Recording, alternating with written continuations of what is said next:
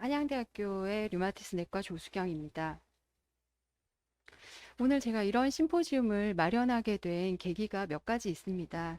우선은 보건복지부에서 지원하고 이렇게 내과가 주간 과제인 그 환자중심 의료기술 최적화 연구사업단의 연구 과제 중 제가 연구 책임자로 수행한 연구 결과에 대한 보고의 의미가 있습니다. 또한 한국의 글루코코이드 사용과 이로 인한 골다공증 치료에 문제가 없는지에 대해서 여러 전문가 선생님들과 같은 자리에서 함께 고찰할 기회를 갖고자 함입니다. 특히 이 심포지움을 주최해 주신 대한골대사학회, 류마티스 학회, 그리고 지원해 주신 내카와 한양대학교 류마티즘 연구원에 감사 인사를 드립니다. 제가 발표를 시작해 보겠습니다.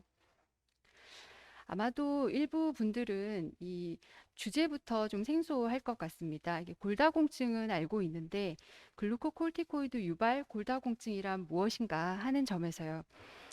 이 스테로이드로 통칭되는 글루코콜티코이드는 매우 중요한 항염증 그리고 면역 조절 기능을 갖는 이제 치료제임에도 불구하고 다양한 부작용이 있습니다. 그중에 대표적인 것이 골다공증이고 그것은 이제 골절로 이어지기도 합니다. 따라서 오늘은 제가 이렇게 크게 세 가지 카테고리로 말씀을 드려보고자 합니다. 우선은 저희 그룹에서 과거에 수행한 연구 결과와 이번 과제를 통해서 실시한 연구 결과를 함께 보여드리면서 우리나라의 환자들에서 글루코콜티코이드 사용 현황과 골절 위험에 대해서 말씀드리도록 하겠습니다. 다음으로는 그럼 이런 골다공증의 치료, 즉 골절의 예방을 위해서 세계 여러 나라들에서는 어떤 기준을 가지고 있는지를 살펴보도록 하겠습니다. 마지막으로 환자 중심의 치료가 이루어지기 위해서 현재 우리나라의 급여 기준에 어떤 언맷 니즈가 있는지를 정리해 보도록 하겠습니다.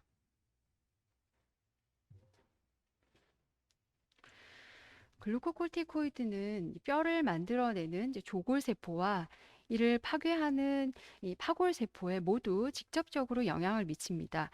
오스테오블라스토제네시스를 억제해서 오스테오블라스트의 아포프토시스를 촉진하고 오스테오사이트에도 영향을 미쳐서 본 퀄러티를 저하시킵니다. 한편으로는 오스테오클라스토제네시스를 억제시켜서 스테로이드 초기 사용 단계에서는 오스테오클라스트가 수가 증가하다가 시간이 지나면서 본 턴오버가 감소하고 그리고 오스테오클라스트의 숫자도 줄어들게 됩니다. 즉 스테로이드를 사용하면 본 로스가 사용 초기에 심하게 나타나게 됩니다. 실제로 골밀도를 살펴보았을 때에도 약제를 사용하고 나서 초기 1년 이내에 이 골밀도가 6%에서 12%까지 이렇게 증가하는 것을 알 수가 있고 이것이 시간이 지나면 이후로는 약 연간 3% 정도의 골밀도 감소가 일어납니다. 이러한 본로스는 이제 트라베큘라본에서 현저하게 일어나기 때문에 트라베큘라 본 구조가 대부분인 이 버테브라에서 스테로이드를 사용하고 나서 프랙처가 증가하는 이유가 되겠습니다.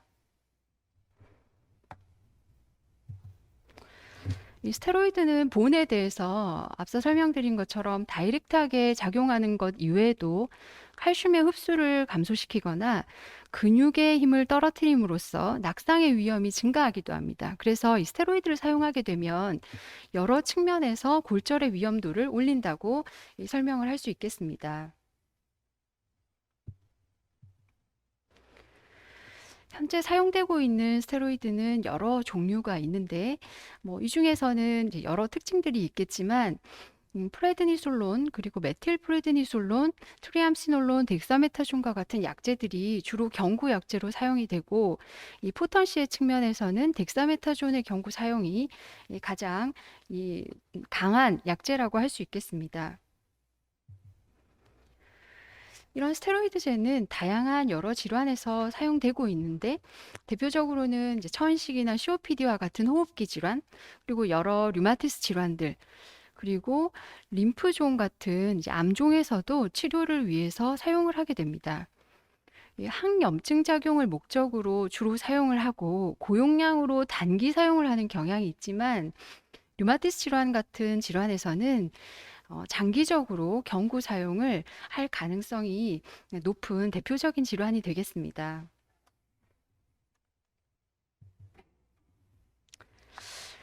이 문서는 이제 약에 대해서 이제 자세히 설명하는 이제 약전 같은 문서에서 가져온 것인데요. 자세히 살펴보실 일이 잘 없겠지만 우리가 흔히 사용하는 이 프레드니솔론, 메틸프레드니솔론, 트리암시놀론과 같은 약제에서도 보시는 것처럼 상당히 다양한 인디케이션이 있습니다. 자, 그러면 외국과 우리나라에서 이 스테로이드의 사용이 얼마나 되고 있을까 살펴보도록 하겠습니다. 이 자료는 주로 이제 55세 여성에서 미국 그리고 캐나다 그리고 그 유럽의 여러 나라들을 스테로이드 사용을 이제 본 연구 결과입니다. 그래서 보시는 것처럼 약 3%에서 4% 정도 환자에서 이 스테로이드를 사용하고 있습니다. 이 사람들은 이제 앞서 보여드린 이 스테로이드의 인디케이션이 되는 여러 질환들을 가지고 있을 수도 있고 혹은 일부에서는 증상의 조절을 위해서 사용하는 경우들도 포함하고 있겠습니다. 자, 그러면 우리나라는 어떨까요? 50대 성인 남녀를 대상으로 했던 이제 연구 결과입니다. 무릎 골관절염 환자들을 대상으로 했던 약제 사용 빈도를 보았던 이제 분석 결과인데요. 진통 소염제나 그리고 진통제를 사용을 하는 것은 이제 충분히 이해가 가는 결과입니다. 무릎 골관절염의 통증을 조절하기 위해서 주로 사용하게 되는 약제입니다. 그렇지만 이게 스테로이드의 경구 사용도 상당히 높은 것을 알 수 있습니다. 그래서 1년 동안에 한 번 이상 스테로이드 경구 사용을 했던 환자가 약 8.6%, 그리고 규칙적으로 사용하고 있는 환자가 6.7% 정도나 됩니다. 사실 이게 그 빈도가 상당히 높은 것을 알 수가 있는데 이것이 이제 골관절염의 치료 목적으로만 사용했다는 의미는 아닙니다. 이분들이 이제 앞에서 보여드렸던 다양한 면역 질환이나 류마티스 질환, 호흡기 질환들을 가지고 있을 수도 있기 때문입니다. 자, 그러면 그 대표적인 류마티스 질환 중에 하나인 이 류마티스 관절염 환자에서는 어떤지 보겠습니다. 이게 약 10년 전 데이터인데요. 대학병원을 중심으로 했던 전국 코호트에서 이제 가져온 자료입니다. 이게 약 6, 70%에서 스테로이드를 사용하는 것을 알 수가 있습니다. 이것이 코호트 자료이기 때문에 등록 시점에서부터 이 BGC 거듭될수록 질병이 조절이 되면서 스테로이드 사용자가 점차 줄어들어야 하는데 사실 생각보다 이게 74%, 69% 정도로 많이 줄질 않습니다. 최근에 수행했던 이제 국내 데이터를 보시면 혈청 양성이냐 혈청 음성이냐에 따라서 류마티스 관절염에 다소 차이가 있지만 경구용 스테로이드 사용이 약 80%, 70% 정도에 이르는 것을 알 수가 있어서 상당히 많은 환자들에서 스테로이드를 사용하는 것을 알 수 있습니다. 이제 반면에 미국의 자료를 보시면 류마티스 관절염을 진단을 받고 나면 첫 해에는 30%, 50% 정도로 높은 그 빈도의 환자들이 스테로이드를 사용을 하다가 점차 그 빈도가 줄어들면서 약 30% 정도에서 사용 빈도가 이제 수렴하는 것을 볼 수가 있습니다. 이 그림에서 사실 좀 이제 중요한 부분은 이 점선으로 되어 있는 것이 과거의 데이터이고 실선으로 되어 있는 것이 이제 최신 데이터입니다. 그래서 최근에 오면서도 이게 스테로이드의 사용량이 줄지 않고 적극적으로 이 스테로이드를 사용을 하고 있다는 것을 알 수가 있고 약 30% 정도에서 류마티스 관절염 환자에서 스테로이드를 사용하는 것에 비하면 앞서 보여드렸던 우리나라 환자들에서는 약 7, 80%에서 사용하면서 이런 그 스테로이드 사용 우리나라 현황이 꽤나 심각하다는 것을 알 수가 있습니다. 결국은 우리나라에서 스테로이드를 많이 사용을 하면서 관심사는 이 사람들이 정말로 골절이 어느 정도 발생하고 있느냐가 되겠습니다. 그래서 이 류마티스 관절염 환자에서 일반 인구에 비해서 어느 정도의 골절 발생률과 비교하는지를 발생하는지를 비교해서 보았던 이제 연구 결과가 되겠습니다. 전체 골절에 대해서는 약 2.2배, 그리고 이 메이저 프랙처만 보았을 때는 약 1.5배 정도의 골절 발생이 이제 증가하는 것을 알 수 있습니다. 그렇다면 이제 이 골절에 스테로이드가 어떤 영향을 미치고 있는가 하는 것을 이제 본 결과입니다. 버테브랄 프랙처가 주로 많이 발생한다는 것을 알 수가 있고, 스테로이드를 6개월 이상 사용했을 때 골절 발생률이 이렇게 위험도가 높아집니다. 그리고 이제 중요한 점은 우리가 로도즈라고 생각하고 있는 스테로이드 2.5mg을 사용하는 그룹에서도 골절의 위험도가 높아진다는 사실입니다. 그래서 이 결과는 우리나라 심평원 데이터를 이용해서 이제 생성되었던 결과이고, 이 이후에 우리나라 글루코콜티코이드 유발 골다공증의 급여 기준 결정에 영향을 주었던 데이터가 되겠습니다. 예, 앞서 보신 이 류마티스 관절염만 이 스테로이드를 많이 사용하는 것은 아니고, 또 하나 스테로이드를 많이 사용하는 대표적인 류마티스 질환이 이 PMR이라고 하는 질환이 있습니다.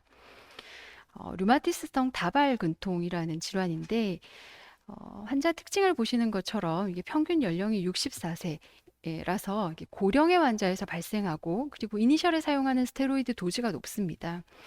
그래서 고령에서 스테로이드를 사용하는 좀 더 이제 골절의 위험이 높은 그룹이다라고 이제 보실 수 있겠습니다. 이번 연구 과제를 통해서 분석했던 결과를 이제 소개시켜 드리면, 이 PMR 환자에서 전체적으로 골절의 위험도는 상당히 높다는 것을 알 수 있고, 더 놀라운 것은 이 오스테오피니아 그룹으로 분류된 환자에서 골절 리스크가 훨씬 높다는 사실입니다. 사실 이것은 여러 가지 다른 요인이 있을 수가 있는데, 이제 아래쪽에 정리해 둔 이 그래프가 환자의 치료 현황을 보여준 그림입니다. 하늘색으로 보여주는 것이 이제 골다공증을 치료하고 있는 여부이고, 남색으로 보여지는 것이 이 치료를 받지 않고 있는 사람들의 빈도가 되겠습니다. 그래서 골감소증으로 분류되는 상태는 골다공증 치료제의 보험 급여가 되지 않고 있기 때문에 그 치료를 받지 못하고 있고, 그래서 골절의 위험도가 좀 더 높은 것으로 추정해 볼 수가 있겠습니다. 그래서 이것은 골밀도가 이런 사람들에서 현재 급여 기준만큼 낮지 않은 상태라고 하더라도 스테로이드를 사용하고 있을 때는 골다공증 치료가 필요할 수도 있겠다는 것을 이제 보여준다고 하겠습니다. 이 다별량 분석에서도 나타나듯이 전통적인 골절 위험 요인인 이 연령과 성별 이외에도 이니셜 스테로이드 도즈가 10mg 이상일 때 골절의 위험도가 6.9배 증가하는 것을 보여주고 있습니다. 자, 그러면 이게 스테로이드 사용 빈도가 높고 이로 인해서 골절의 위험이 높다는 것을 알았고, 이런 사람들에 있어서는 어떤 기준으로 치료를 해야 할까에 대해서 정리를 해보겠습니다. 우선 이 골다공증의 치료는 치료 개시를 언제 시작할 것인가 하는 측면에서 이게 상당히 애매한 부분이 있습니다. 이 궁극적인 목적은 골절의 예방이기 때문에 사실 전 세계적으로 골절의 위험도를 가지고 있는 사람에서 골절 자체를 예방하고자 하는 프라이머리 프리벤션이 이제 대세입니다. 그러나 아직도 우리나라는 이제 스테로이드를 일정 기간 사용하고 이로 인해서 골밀도가 떨어짐이 증명이 되었을 때 비로소 치료에 들어갈 수 있다는 점이 이제 가장 큰 차이점입니다. 사실 2000년대 초반에는 외국에도 그런 개념으로 치료를 했었습니다. 이게 딱히 이 골절의 위험도를 예측할 방법이 없었기 때문에 BMD를 기준으로 해서 T스코어가 마이너스 1.0 이하이거나 혹은 마이너스 1.5 이하로 낮을 때 치료를 하자는 것이었습니다.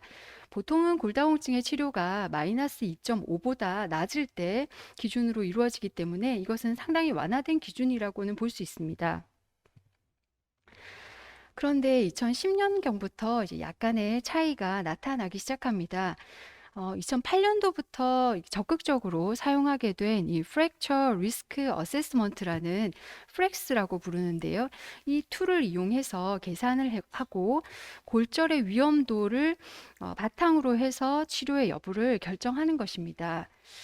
보시는 것처럼 이 프렉스의 계산은 환자의 임상 정보, 나이, 성별, 체중, 신장, 그리고 과거 골절 병력이라든지 동반 질환, 흡연 음주력, 스테로이드 사용 등등 이런 임상 정보들을 넣어서 향후 10년 이내에 이 사람에게서 골절이 발생될 확률이 어느 정도 되는지를 보여줍니다. 그래서 주요 골다공증 골절이 몇 퍼센트, 그리고 고관절 골절이 발생할 위험도가 몇 퍼센트라는 것을 보여주게 됩니다. 그러면 이제 2010년도에 발표된 이제 미국 류마티스 학회에서는 이런 프렉스를 이용해서 그 위험도가 높은 사람에게도 이 골다공증 그 스테로이드를 사용하는 사람에서는 치료할 것을 임상 진료 지침에서 이제 제안을 하였습니다. 사실 이것이 어떤 의미가 있는가 하면 스테로이드를 지속적으로 사용하기에 앞서서 미리 골절의 위험도를 측정해서 선제적으로 대처를 한다는 의미가 있겠습니다. 그래서 저희 연구진은 2000년도부터 2020년도까지 데이터베이스를 검토를 해서 이 임상 진료 지침이 어떤 치료 기준을 가지고 있느냐에 대해서 체계적 문헌고찰을 시행을 하였습니다. 조건에 맞는 총 14개의 가이드라인이 선택이 되었습니다. 그 중에서도 이제 9개의 최근 가이드라인을 포함하고 여기에는 이제 대한골대사학회와 류마티스 학회에서 공동으로 개발한 가이드라인도 포함이 되어 있습니다. 이 주로 유럽에서 나온 그 가이드라인들에서는 이 GIOP 환자에 대한 가이드라인을 별도로 구분하지 않고 전체 골다공증의 일부로서 기술을 하고 있습니다. 반면에 미국이나 아시아에서는 이 GIOP에 대한 그 환자들을 분리해서 생각하는 경향이 있습니다. 또한 최근에 나온 이 주요 가이드라인들은 BMD뿐만 아니라 이 프렉스도 이제 평가 도구로 채택을 하고 있습니다. 이제 이 내용이 초기 치료를 어떻게 할 것인가에 대한 구체적인 내용입니다. 그래서 보시면 연령이나 BMD 이외에도 이 프렉스로 인한 골절의 위험도가 높은 사람들을 치료를 할 것을 권고하고 있습니다. 그렇지만 이제 치료를 시작하고 나서 이후에 재평가를 할 때는 이제 BMD를 이용하겠다는 경우가 많습니다. 그러면 우리나라의 임상진료 지침에서 권하고 있는 이 치료의 기준에 대해서 잠깐 보겠습니다. 예를 들어서 45세 여성이 류마티스 관절염으로 진단이 되고 스테로이드 치료를 시작할 계획을 하게 될 때 골절 예방은 우선 보여드렸던 이 프렉스를 이용해서 골절 위험도를 산출을 하고 골밀도 검사를 하도록 되어 있습니다. 이 플렉스를 이용해서 산출한 그 위험도에 따라서 치료 여부를 결정을 하게 되는데 보시는 것처럼 이 환자의 경우에는 여러 임상 정보를 넣고 나면 이 주요 골다공증성 골절은 4.1% 그리고 고관절 골절은 0.3%에서 발생하는 것으로 이제 나옵니다. 그러면 이 사람은 40세 이상이면서 프렉스 스코어가 기준으로 잡고 있는 10%, 1%보다 낮은 위험도를 보이고 있기 때문에 현재 이 환자는 기본적으로 칼슘과 비타민 D를 보충하고 생활 습관을 교정하면서 위험도가 낮기 때문에 추가적인 치료를 하지는 않고 이 위험 인자에 따라서 매년 그 리스크 평가를 하게 되어 있습니다. 그러나 만약에 이 사람이 그 리스크가 높은 것으로 나온다면 프렉스의 10% 이상 그리고 대퇴구 골절이 1% 이상 이런 것들이 나온다면 치료의 대상이 되고 그때는 비스포스포네이트 그리고 테리파라타이드와 같은 부갑상선 제제, 데노수막 이런 약제들을 모두 포함해서 치료를 할 것을 권고를 하고 있습니다. 자, 그러면 우리나라 임상진료 지침도 이렇게 잘 만들어져 있는데 어떤 언met 니즈가 있는지 살펴보도록 하겠습니다. 우리나라에는 임상진료 지침과 일치하지 않는 급여 기준이 있습니다. 그래서 이 환자의 치료를 시작하고자 할 때 첫 번째 문제는 치료 시작의 기준이 선제적이지를 못합니다.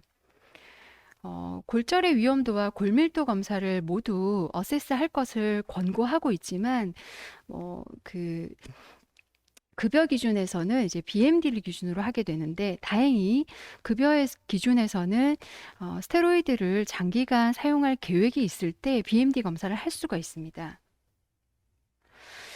음, 그렇지만 그 급여 기준에서는 BMD 수치가 낮아졌을 때에만 스테로이드를 사용하게 되고, BMD 검사 자체는 스테로이드를 어, 사용하고 일정 기간이 지나기 전에는 바로 반영되지 못한다는 제한점이 있기 때문에 BMD의 변화가 나타나기 전에 선제적으로 치료할 수 있는 부분이 이제 필요할 것 같습니다. 다행히 2018년도 10월에 학회 의견을 일부 받아들여서 이 GIOP에 대한 급여 기준이 정비가 한번 되었었습니다. 그렇지만 여전히 이 치료는 스테로이드를 450ml 이상 투여된 후에 시작을 할 수가 있고, 이 골밀도 검사를 해서 일정 기준 이하로 낮을 때 치료를 할 수 있다는 점입니다. 특히 이 4, 50대 환자에서 BMD를 이용하고 나면 이제 Z스코어의 기준을 이용을 하는데, 현재 이 마이너스 3.0이라는 기준을 만족할 수 있는 환자가 거의 없습니다. 그래서 임상 진료 지침에서는 프렉스로 산출된 위험도가 높다면 치료를 할 것을 권고하는 것과 가장 큰 차이를 보이는 부분이라고 할 수 있겠습니다. 우리 환자들을 가지고 한번 이제 살펴봤습니다. 그래서 류마티스 관절염으로 내원한 환자 10년 동안의 환자들을 모아서 약 900명 환자들을 대상으로 BMD를 측정하고 프렉스를 어세스 할 수 있었던 환자 428명을 우선적인 분석 대상으로 해서 골절률을 이제 확인을 해보았습니다. 인적 정보는 아래와 같고, 이 BMD를 기준으로 했을 때 골다공증으로 분류되는 환자가 약 30% 정도가 되고, 비스포스포네이트의 사용은 약 40%, 골다공증을 치료하고 있는 약제를 치료하고 있는 환자들은 약 50% 정도가 됩니다.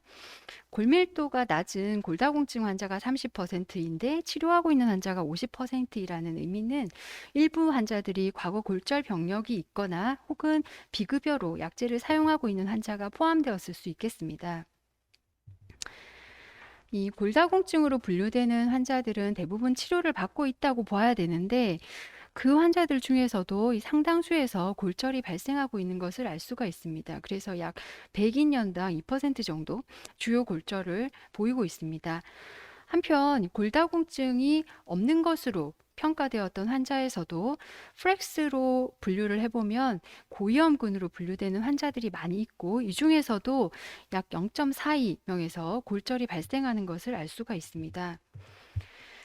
이 골다공증으로 분류되지 않았던 그룹을 좀 더 자세히 살펴보면, 이 골절이 발생하고 있는 사람들은 대부분 50세 이상이고, 현재 GIOP 기준인 마이너스 1.5라는 T스코어를 기준으로 분류를 해보았을 때에도 이 T스코어가 괜찮은 사람도 다수가 프렉스로는 리스크 그룹으로 분류가 되고, 그 중에서도 한 명의 골절 발생이 있는 것을 알 수가 있습니다.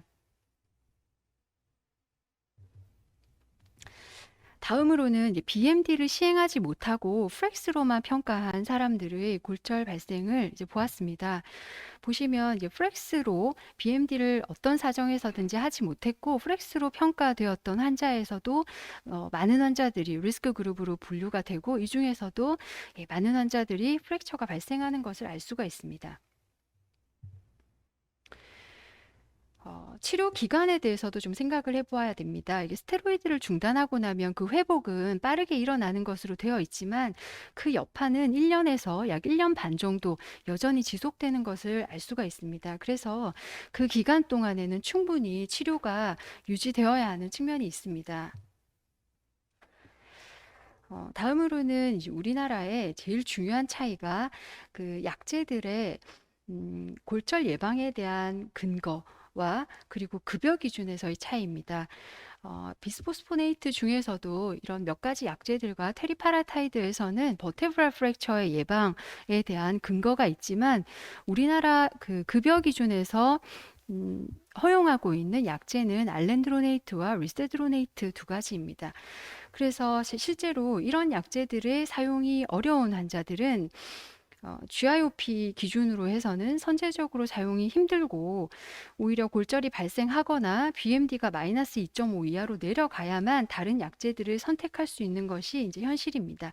그래서 이에 대해서는 이제 추가적인 보완이 필요할 것으로 생각이 됩니다. 제가 말씀드린 내용을 좀 정리를 해보겠습니다. 글루코콜티코이드는 다양한 질환에서 널리 사용되고 있고 특히 류마티스 질환에서 장기 사용이 되고 있어서 그 심각성이 더하다고 할 수 있겠습니다. 글루코콜티코이드는 BMD의 감소를 일으키지만 이것이 약제를 사용하고 나서 6개월이 지나야만 반영이 되어서 그 골밀도가 떨어지는 것이 나타날 가능성이 높고 그렇기 때문에 이 결과와 좀 별도로 골절 위험을 급격히 증가시킬 수가 있습니다.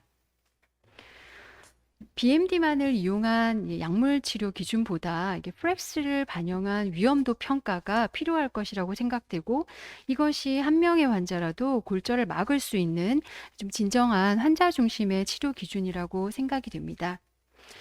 아울러서 스테로이드를 중지하고 나서도 약 1년 동안은 골절 위험도가 유지될 가능성이 있기 때문에 충분한 예방 치료 기간이 필요하고 이 골절 예방에 대한 근거가 있는 약제들에 대해서는 최대한 급여가 확대되어서 이 환자에 따라서 약제를 선택할 수 있는 권리가 좀 보장될 필요가 있겠습니다. 경청해 주셔서 감사합니다.